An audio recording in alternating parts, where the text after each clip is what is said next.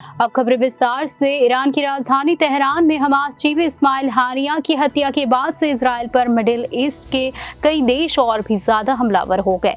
Iran ने बताया कि इजराइल ने हमास चीफ की किस तरह हत्या की। अमेरिका को लेकर भी ईरान ने बड़ा आरोप लगाया है। इजराइल और फिलिस्तीन की लड़ाई अब और ज्यादा बढ़ गई है। फिलिस्तीन के हमास संगठन के प्रमुख इस्माइल हानिया की मौत के बाद से मिडिल ईस्ट के बाकी देश भी इजराइल के खिलाफ एकजुट हो गए हैं। इजराइल के खिलाफ लड़ाई में ईरान और हमास के साथ लेबनान भी कूद पड़ा। इजराइल पर लेबनान के हिजबुल्लाह संगठन ने कई रॉकेट भी दागे। हमास के प्रमुख हानिया की मौत के बाद से इजराइल पर चौतरफा हमले हो रहे हैं। ऐसे में सवाल उठता है कि हमास प्रमुख इस्माइल हानिया की हत्या कैसे हुई।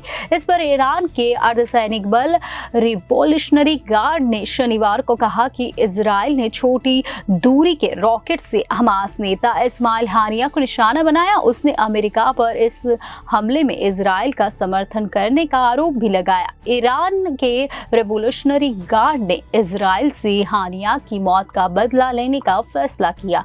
ईरान के अर्धसैनिक बल रिवॉल्यूशनरी गार्ड ने कहा कि बुधवार को राजधानी तेहरान में हमास की राजनीतिक प्रमुख हानिया के आवास को निशाना बनाने के लिए 7 किलोग्राम के बारूद से लेस रॉकेट का सहारा लिया गया। रिवॉल्यूशनरी गार्ड ने हमले से बड़े पैमाने पर तबाही मचाने का दावा किया। हालांकि उसने ये नहीं बताया कि तेहरान में हमास प्रमुख इस्माइल हानिया का आवास कहां था।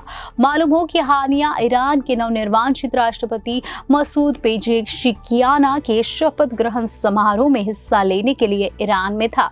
रिवॉल्यूशनरी गार्ड ने कहा, इजराइल ने हमले की योजना बनाई और इसे अंजाम तक पहुंचाया। इस काम में अमेरिका ने उसका साथ दिया।